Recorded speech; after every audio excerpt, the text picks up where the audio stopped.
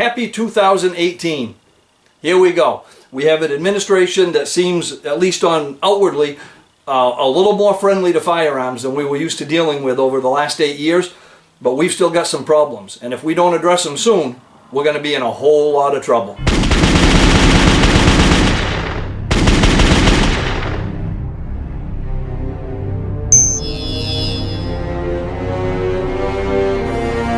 So at the Bigshooterist test facility, currently I'm snowed out. We've gotten a lot of snow this winter.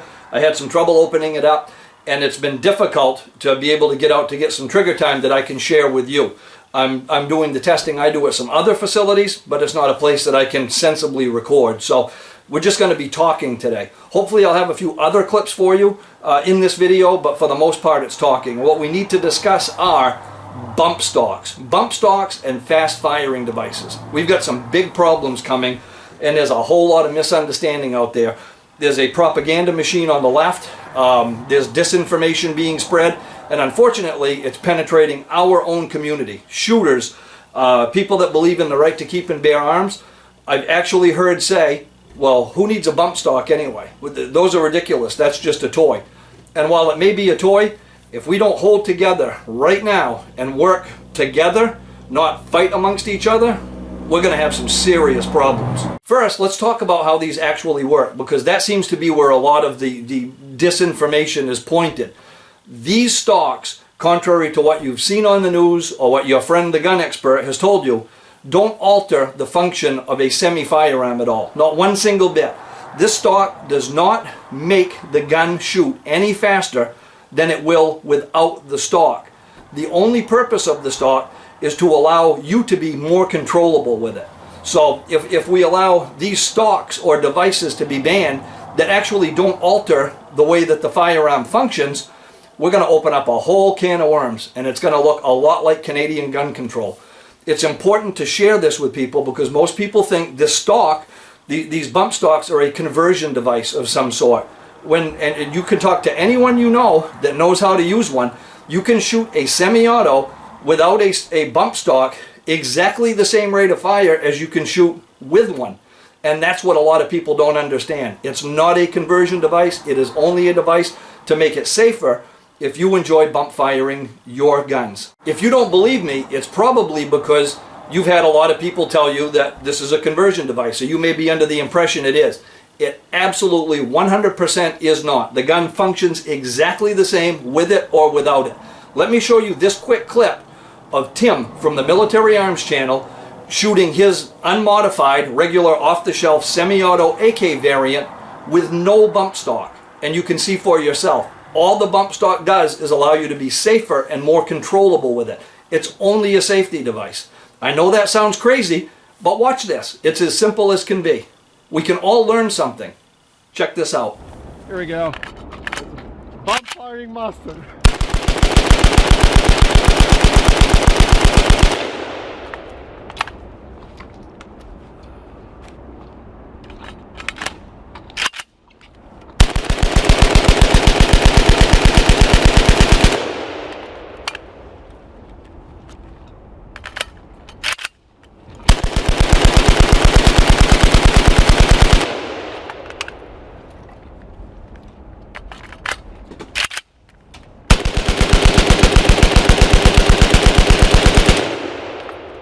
So that's the first issue. It doesn't really do anything. It doesn't alter the action of the firearm.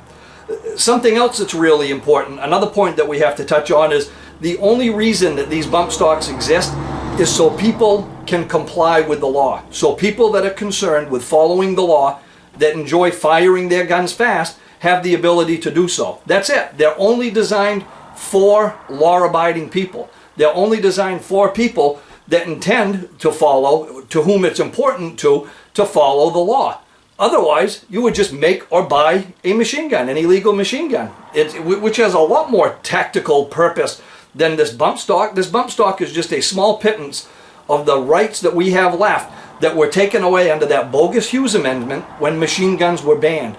Only people that want to follow the law utilize these. So it doesn't make any sense whatsoever to penalize people who just have a will to follow the law. All we're doing are dealing with people that only want to comply with the law. And that's how laws work in this country. There's no magic. When a law is passed, it doesn't mean people aren't going to do those bad things anymore, obviously.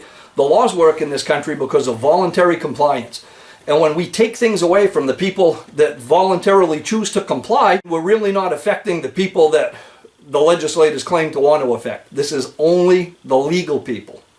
So here's something else to think about that a lot of people don't understand can happen.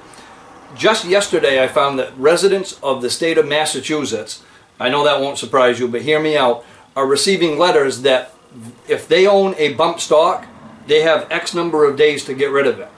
There are no provisions for legal ownership even in your home. In your home, you can't even own this.